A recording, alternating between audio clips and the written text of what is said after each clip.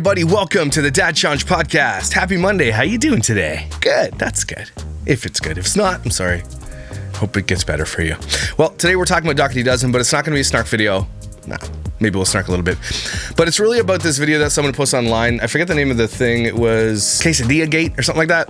They posted a video, and it's actually quite sad to watch. A lot of people can't even get through the whole thing. I've also gone through just a cursory glance through my whole list of Dougherty Dozen videos that I have, and I pulled out a few more just to talk about today. I know we snark on Dougherty Dozen a lot because she deserves it. Alicia and Josh absolutely deserve to be snarked on all the time. Okay, they deserve to be called out for what they do, which is the exploitation of children. Okay, exploitation of children's stories, the fostering and adoption system, taking advantage of that for their own personal financial gain, and it's absolutely disgusting. And you'll see that today. There's a bunch of videos that popped up about her oversharing. So today's video is all about Alicia oversharing. So let's talk.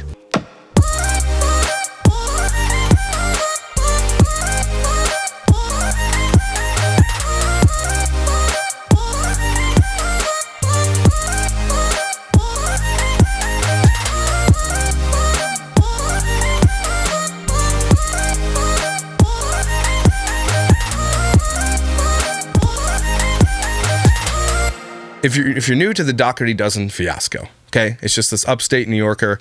Her and her husband decided they were going to adopt a bunch of kids, tell their stories online, throw their parents under the bus, do a whole shit ton of stuff, be out and out alcoholics on camera like they thought it was some kind of flex to be that type of person. And then all of a sudden people start waking up to this, start getting called out by a lot of creators about what their behavior is like. And for Alicia's stupidity, she so overshares everything that now people are starting to wake up to this stuff. She doesn't realize how bad she is, like oversharing the fact that I think she said the majority of her children, every single one of the ones adopted anyway and fostering kinship, have fetal alcohol syndrome. Okay, which is crazy because if you have children in your home that have fetal alcohol syndrome, don't drink. Right? I feel like that's just, or do it as an adult. Don't do it in front of them. If you're going to go out and drink, whatever, but don't drink to the level these people drink. That's for sure. Don't. But if you have an alcohol dependency, maybe don't adopt children that come from fetal alcohol syndrome, right? Come from trauma of alcoholism, drug abuse, and all the other things. Okay, just don't. I've said that since day one. That was one of the main triggers for me talking about the Dougherty Dozen, was how much they drink around children who have trauma from drinking. And then she'll overshare about their mental issues. So overshare about all their Remember, she overshared about the boys. One of them, she's like, oh, because this is the thing about TikTokers I absolutely cannot effing stand. And Alicia does this a lot. She'll do this like TikTok dance where the title will be like, you shouldn't adopt kids with problems. Who says that? Nobody told you that you shouldn't adopt kids with problems. Although I will stand here on this platform and say, yes, Alicia and Josh should not adopt children with problems because they have too many problems to begin with, and they are not going to help those kids with those problems. So I'll say that. But she's saying it like people are just outright just willy-nilly, why you adopt kids with the problems? And then she goes and says it. Well, she says that about, she's like, if people are going to make fun of your bald spots for one of the twins' heads, then she goes and tells how those bald spots happened. Is one of the most disgusting displays of oversharing I have ever seen in my life. It is absolutely nasty what this woman and her husband does. Okay? They do not deserve grace or understanding anything. They don't. They deserve to be removed from the platform for the amount of exploitation that they have done. That's what they deserve, nothing less. Okay, so anyway, let's get to these few videos here. This oversharing video, I want to shout out the creator properly. The channel is called Quesadilla Gate, guys. I don't know who it is, 355 subscribers, and they're posting just content, little bits of content here and there about Alicia, just exposing her. Doesn't matter who covers Dougherty Dozen, they get tons of views. This person only has 355 subscribers, they get thousands of views.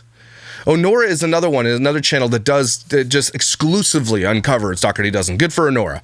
And Onora will pull out the old ones and bring it forward. There's one that she did do. We'll look at it today as well. So make sure you head over and subscribe to Quesadilla Gate, Onora, Snarky Bish, and all those other ones who are covering these people. I'll show you this video that Quesadilla Gate put out there, and let's have a look. And again, trigger warning, guys. Okay, this one apparently triggers a lot of people, and so just take it. Mentally prepare yourself or don't watch this one, okay? Because this one is going to piss you off. She absolutely overshares about her children. Here we go.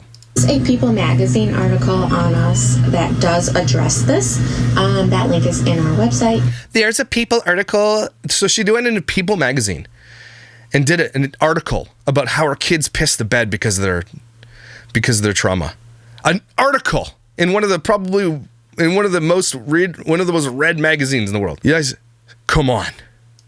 But some of my children battle incontinence because of their fetal alcohol syndrome, and so we have to get them Depends. You flaming taint.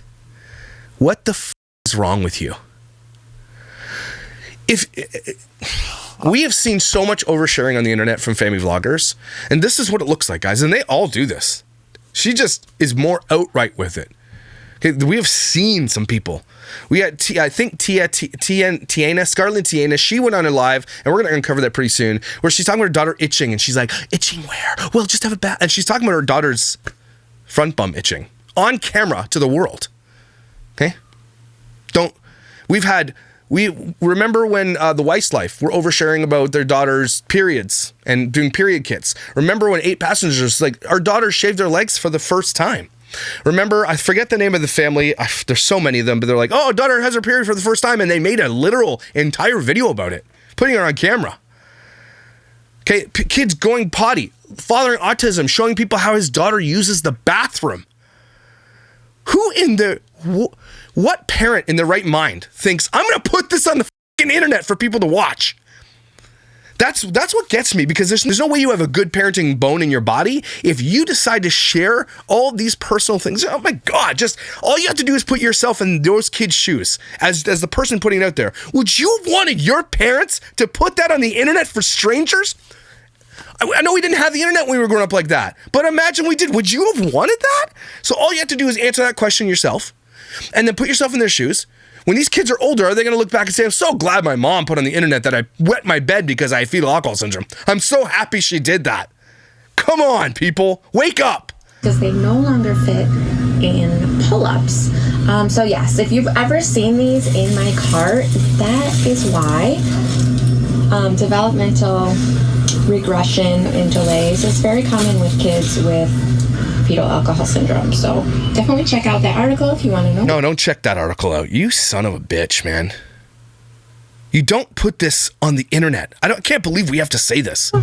Alicia addressed this after someone thought the Depends were for her husband. Now that we know the kid's medical issues, disclose your husband's as well. Maybe yours as well, Alicia. Let's hear about all your issues. And yeah, she'll show the receipt of everything she buys, and oh my God. But you know, when shit hits the fan, like her kid's possibly being under contract with a criminal, right? She won't say that. Why won't you share that with people? Why won't you share that journey with some people? Right? It's weird what they will share. And they'll share it under the guise of spreading awareness. Do we need to be aware that your kid's pissed the bed? Do we really need to be aware of that? That's odd that we need to be aware of that. But thanks, I guess. She made sure no one thought they were for Josh, but didn't care to disclose this information about her children. There you go. So people were commenting that it was for Josh, that he needs incontinence underwear. And so she instead said, no, they're for my children, not for Josh, because we need to protect who. What?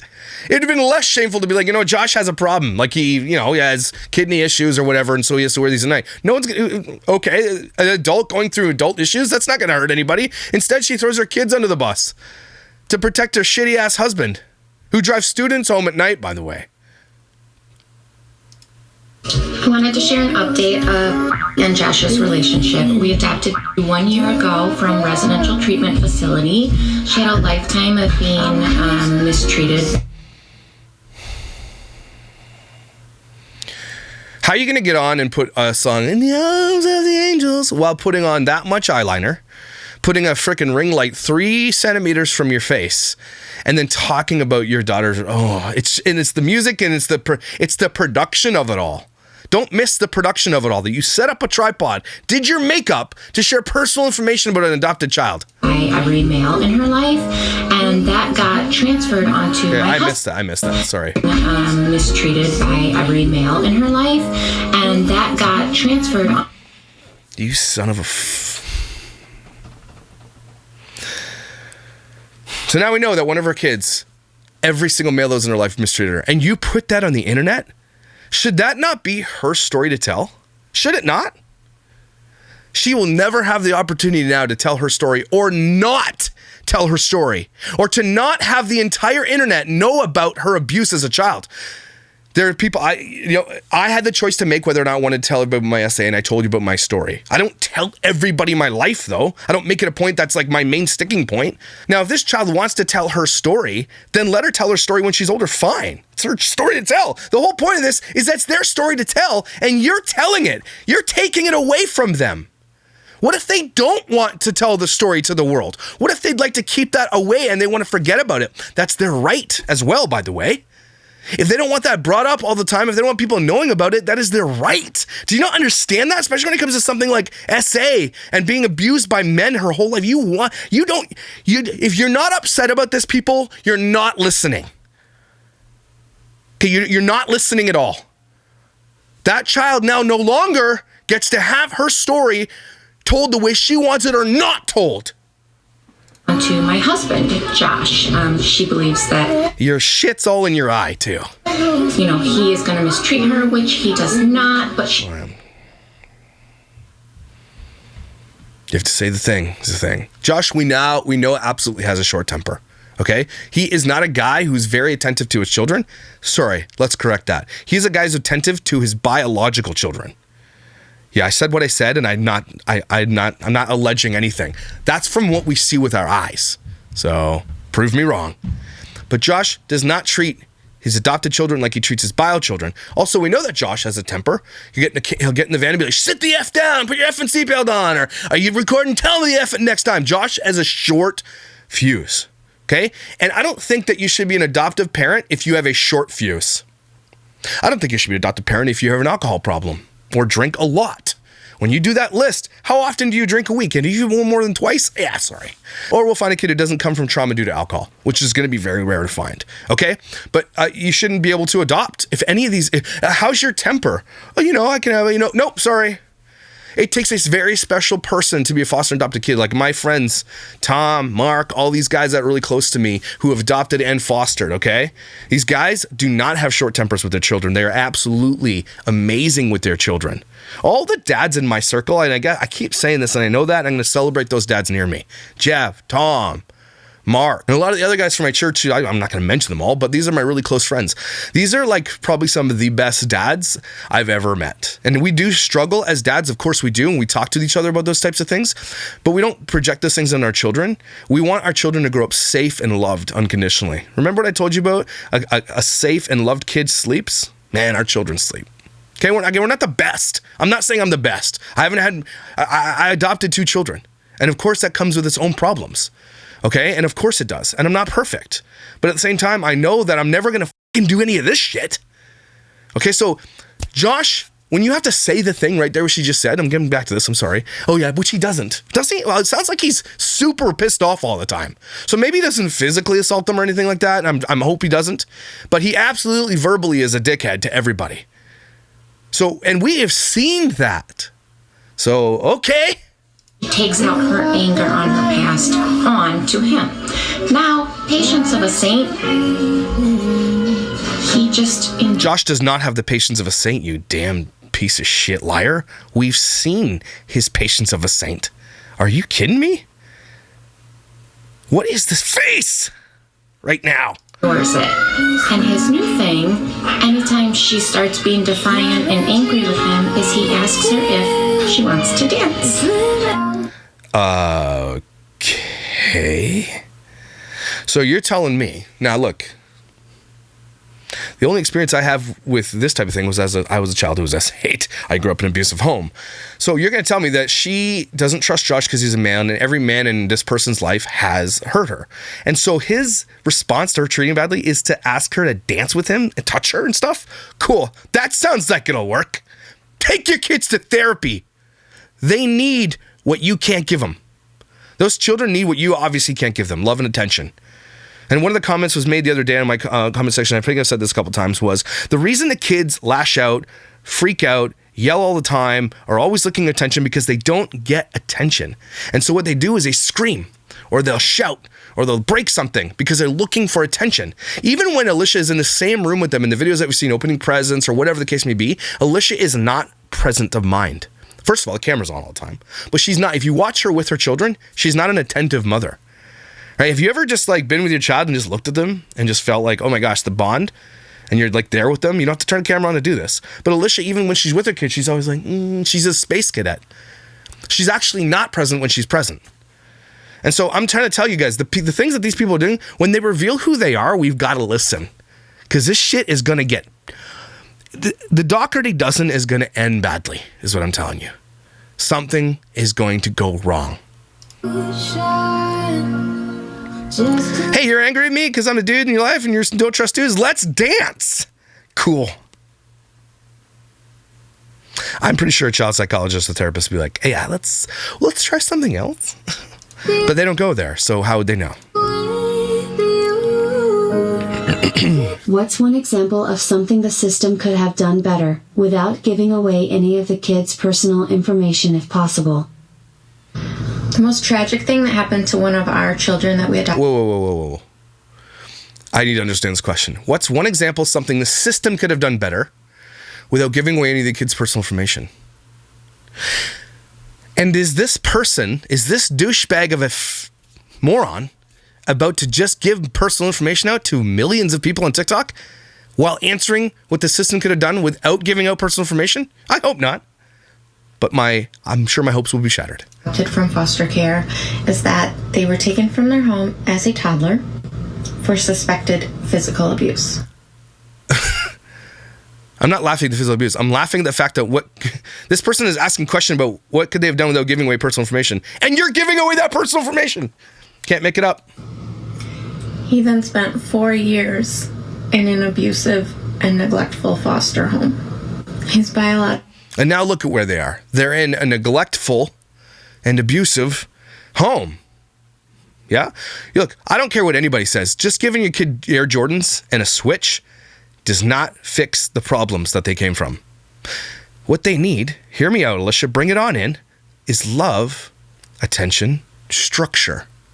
They don't need their story shared on the internet for everybody. They don't need you making millions of dollars off of them. They need you to help them, and you're not. So Alicia stands on this high horse, like she's like, look what I've done. I've seen what you've done.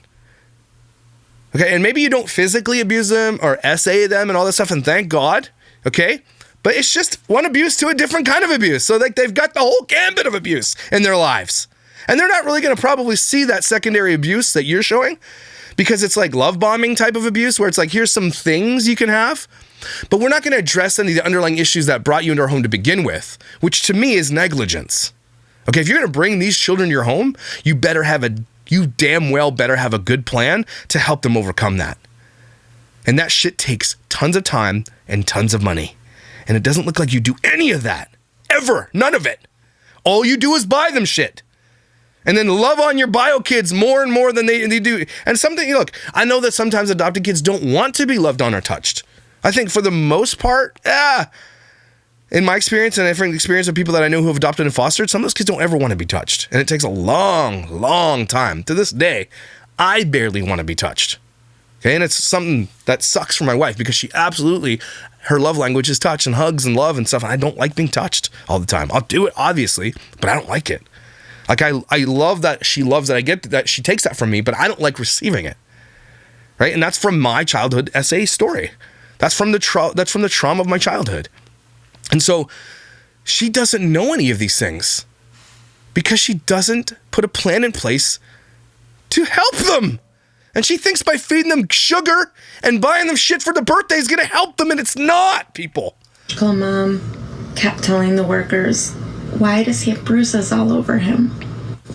4 years of added abuse at the hands of the system, who is supposed to protect him. You bastard. And yeah, then I hope that those people who adopted or fostered those kids are out of the system, not allowed to touch them anymore, because that'd be great.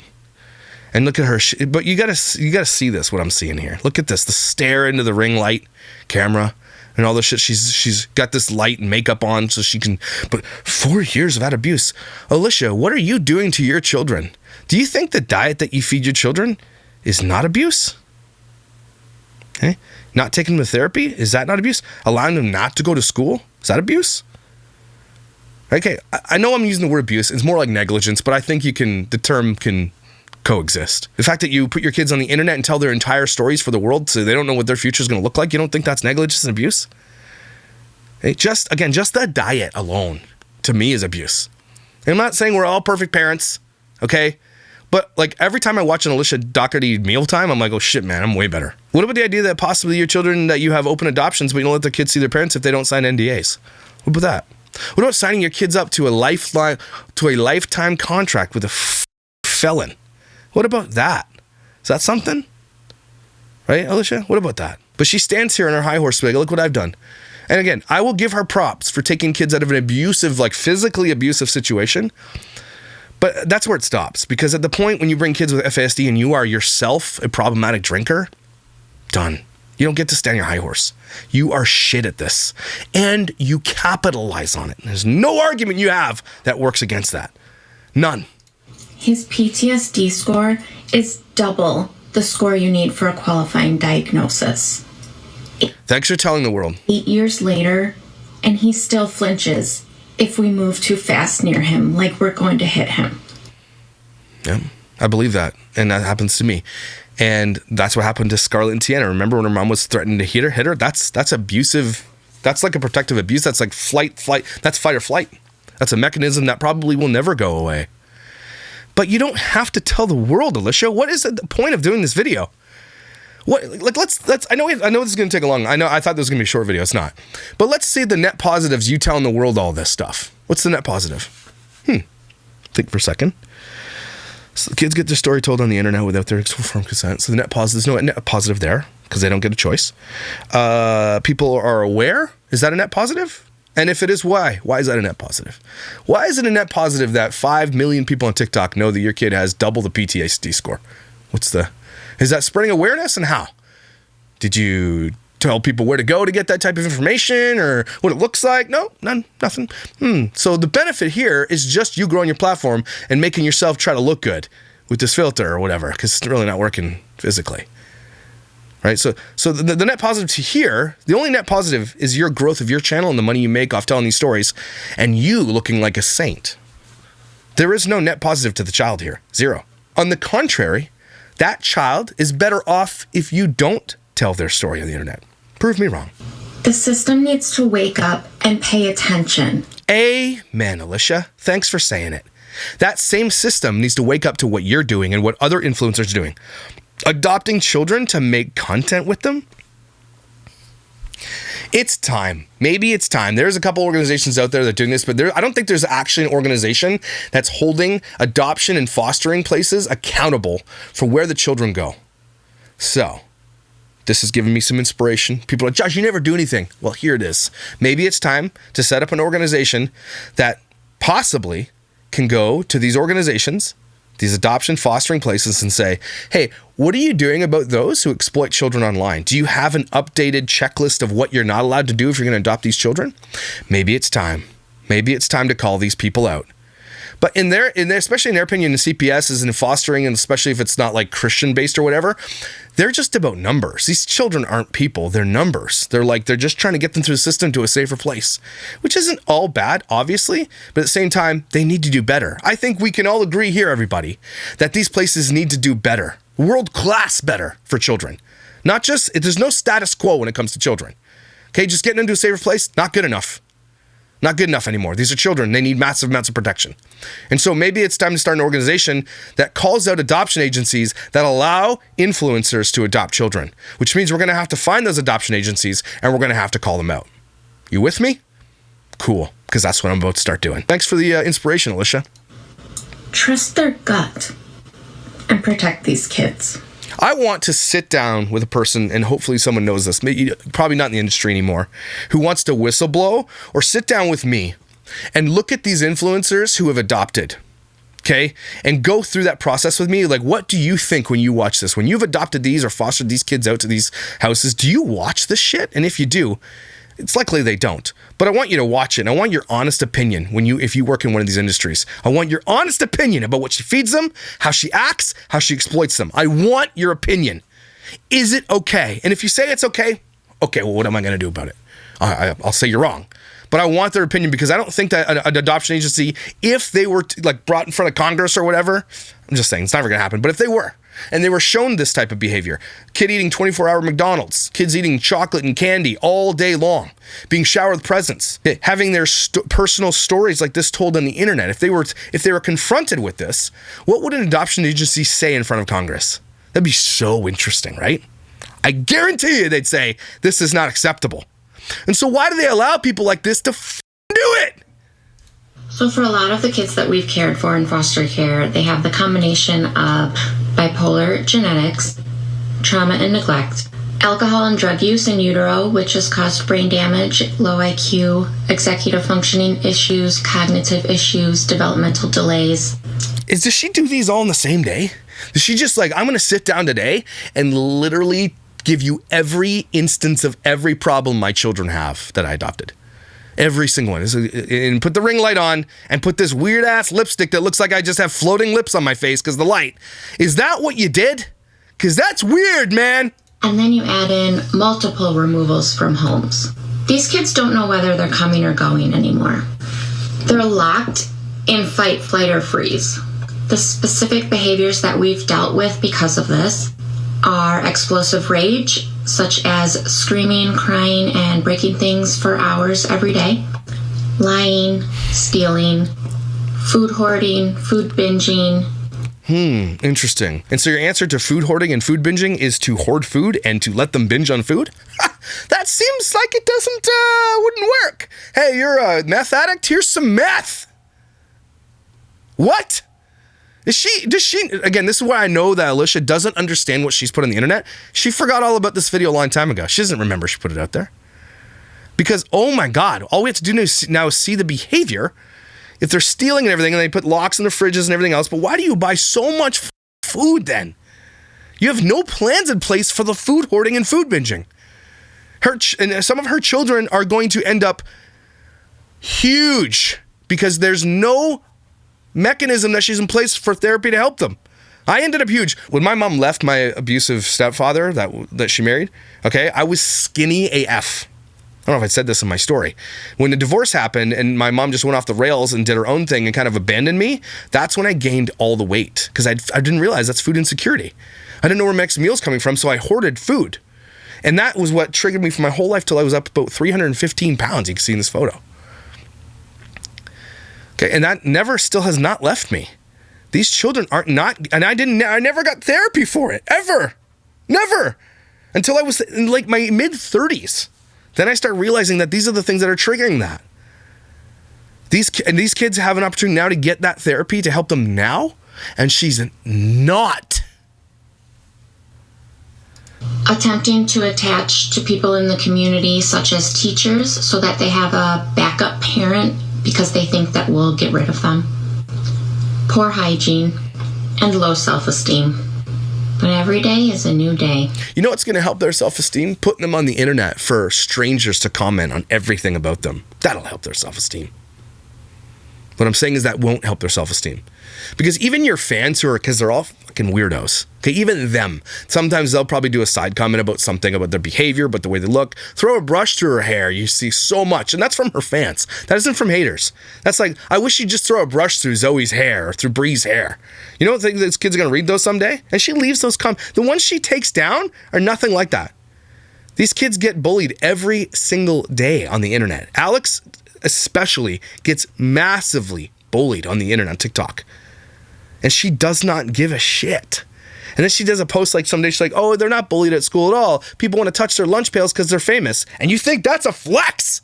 Kids who have all these issues, who have attachment disorders?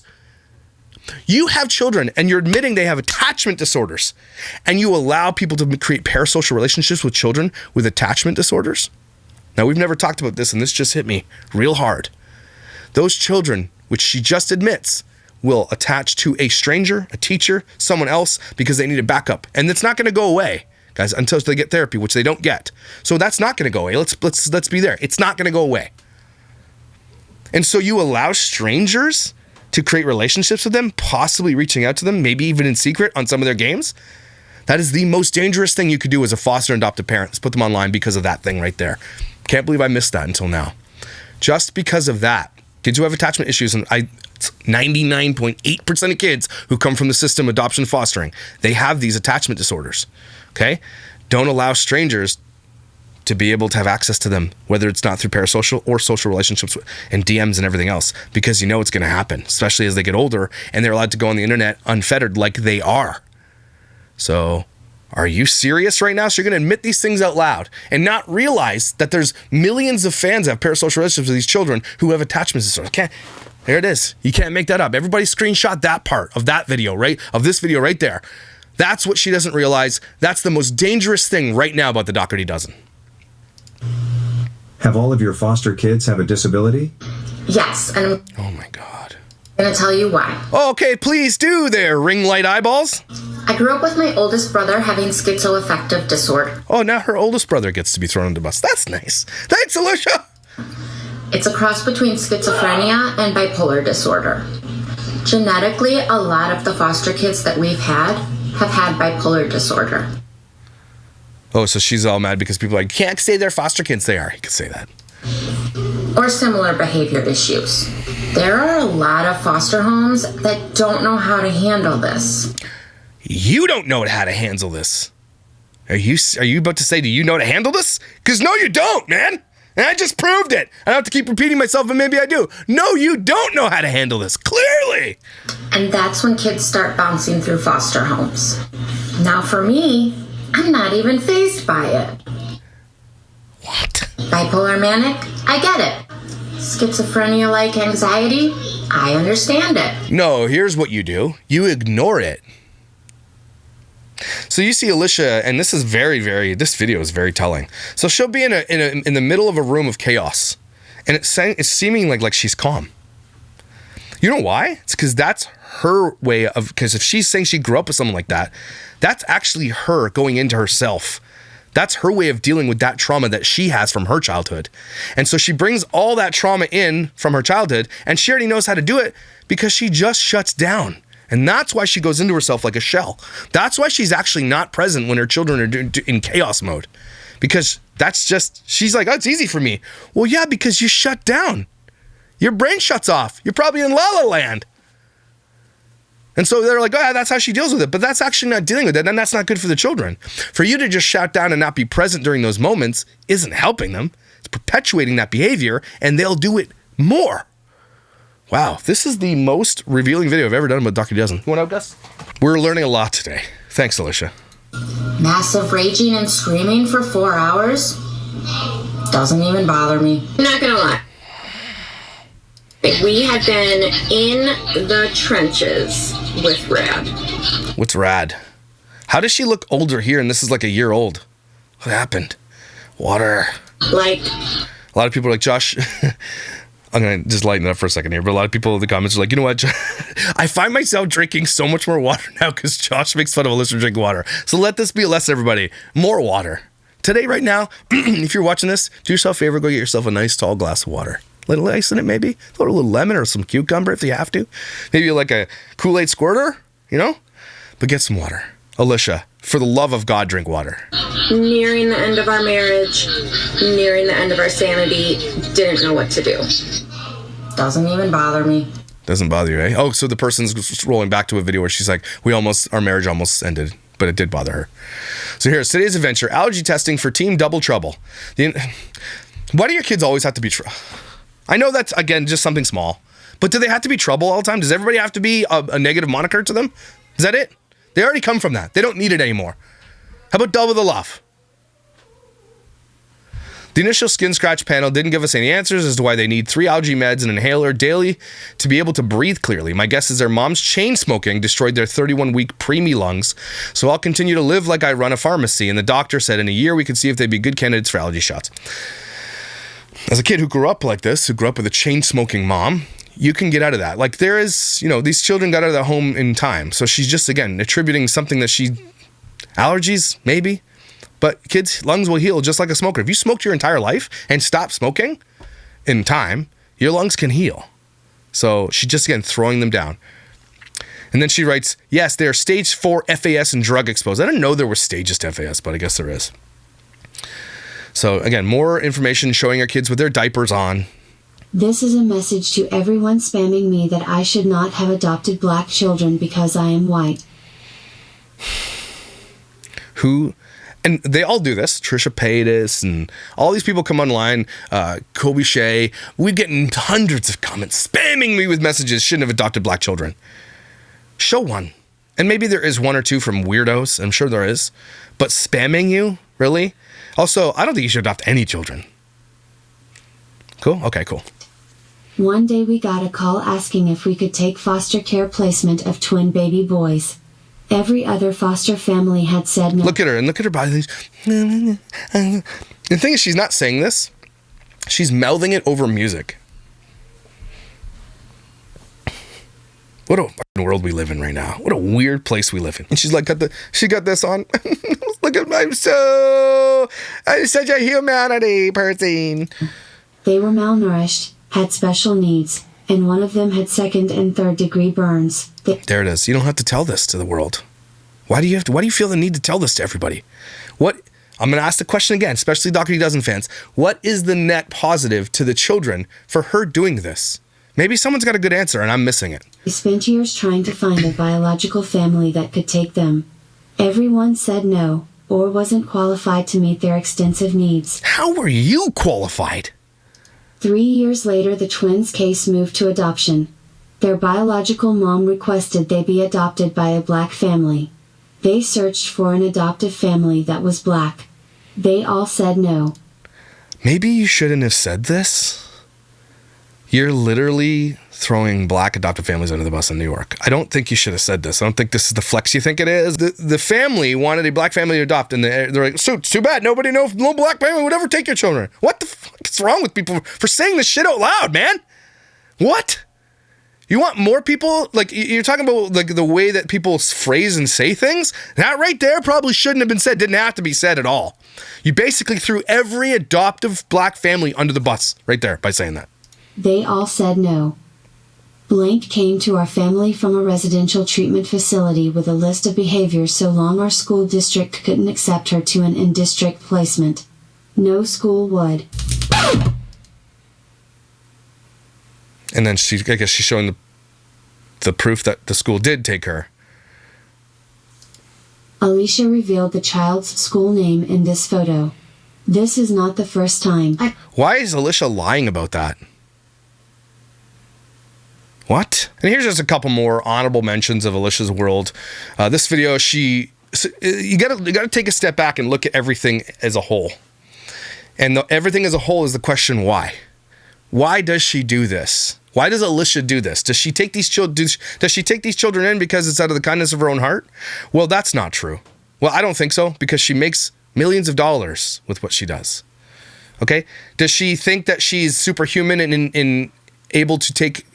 Does she think because of her past trauma that she can just ignore these behaviors makes her a superhero? Maybe. But it doesn't. Just makes you less of a parent who's attentive to their children. Just because it doesn't affect you doesn't mean it doesn't affect them. Okay?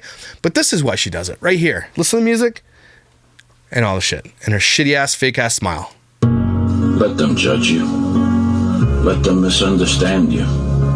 Let them gossip about you. Their opinions aren't your problem. You stay kind. Our opinions are your problem. So, sorry, liar. They are your problem. And you know it. Or you wouldn't try to sue me, right? Is my opinion your problem, Alicia? Okay. Committed to love and free in your authenticity. No matter what they say or do, don't you dare doubt your worth or the beauty of your truth. Just keep shining. She made that video about herself on her TikTok. That's not someone making it for her to say, hey, look, just thought you'd like this because it seems like you've been beat down. She made that for herself. Now, what do I say on this channel, everybody? What's kind of the motto of this channel? Maybe I'll change that in all my things.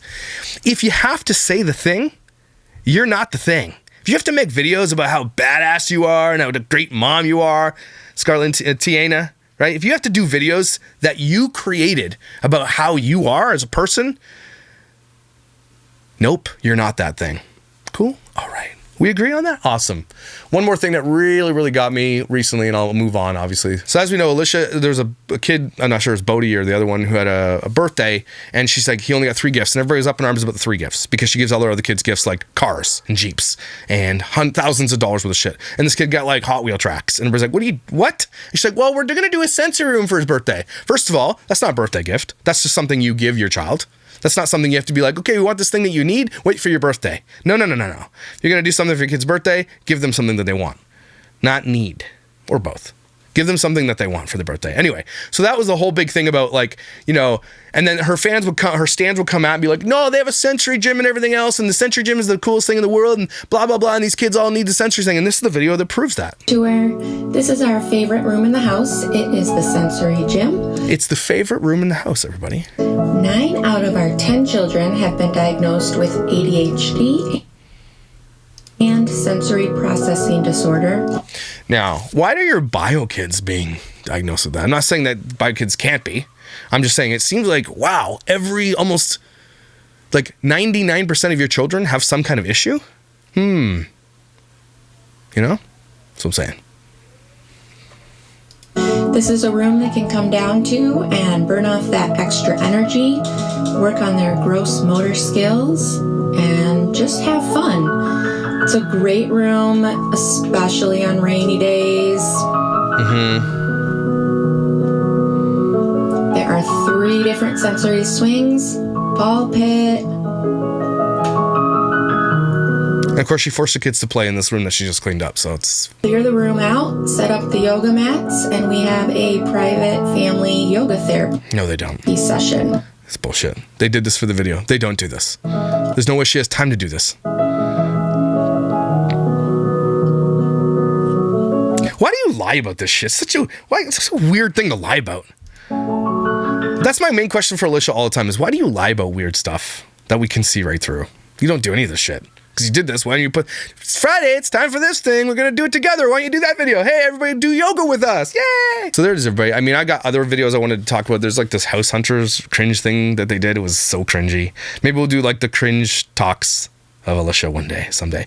But that video wasn't very snarky because it needed to be said. And one of the biggest aha moments we've ever had about the Dougherty dozen is that the fact that she admits that all of her children that suffer with anything have attachment disorders, which is basically any kid who comes from fostering. Any kid who gets removed from a house, from a home, for whatever reason, likely will have attachment disorder. That's part and parcel with FASD. It's part and parcel, even if you don't have any of that trauma from FASD or drugs, attachment is literally the probably number 1 most listed thing for children that come from foster adoption. And so you're admitting on the internet that all of your kids have attachment disorders, and you allow people to create relationships with them and them to create relationships with other people. You're setting them up for huge amounts of failure and for huge amounts of danger because of that. Kids with attachment don't have the stranger danger alarm in their head. They don't have it. They see people as potential parents, as potential caregivers, as a fallback, as a place to go if they're going to get kicked out of this house because they've probably been kicked out of a bunch of houses. And so when your kids have that and you open them up to strangers on the internet, you should not be able to have those kids anymore. Fostering and adoption agencies are so far behind on this one thing. Just this topic alone about attachment and parasocial relationships should be addressed in every fostering and adoption situation. It needs to be updated to say, if you're going to share these kids online, you're not going to adopt them. You're not going to foster them. You're not allowed to do that. If you have a social media presence over 5,000, nope. And if that increases, and we see that it's increasing because you're using children for it, we reserve the right to figure something else out, or fine you, or whatever the case may be. Fostering and adoption agencies need to make it so that these people are incentivized to exploit children to make money, to grow social media platforms to make money, because clearly it's lucrative and people are doing it. Just doing it left, right, and center. There are ones whose channels who have collapsed and nobody really watches anymore. They're like, oh, we're going to adopt now. And I'm going to cover those people. People have reached out to me. One of them just out of the blue. We're adopting now.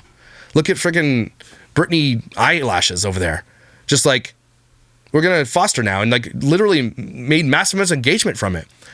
We need to start holding these agencies accountable, or creating an agency that holds that agency accountable. I don't know. I'm going to start doing it. I'm going to start figuring out how to do that. If you're with me, I'm happy to have your help. So that's something big I really want to do. So let's see how that goes. So So let's try at least, right? And if that means just an email campaign, and not a hate campaign, just a messaging campaign to say, hey, or even petitions, open letters to these places. What are you doing about this new phenomenon of kids who are foster adopted being used for internet fame and money? What are you doing about it? What are you changing? What's the future for this? That's what we got to do. Everybody take a deep breath. That was an important video. Probably one of the top 10 most important videos I've ever done on this channel. Alicia shows you who she is. You believe her. Okay? And I have the one question to ask everybody one more time. What is the net positive to any of these children who have their stories shared online? What does it do for them? And don't say they get money and go to Disney and all that shit. That's not what I mean. What's the net positive for their overall health and well-being and futures? Cool. If you answer that, I'll give you a cookie. But you're amazing, incredibly valuable. Don't you damn well forget it. If there's something that has happened in your past, someone you need to forgive, or someone you need to ask forgiveness for, or let go of, or you need to just forgive your damn self for, let go. Consider letting go of that shit and moving on. It's just gonna serve to weigh you down. So, I'll see you tomorrow.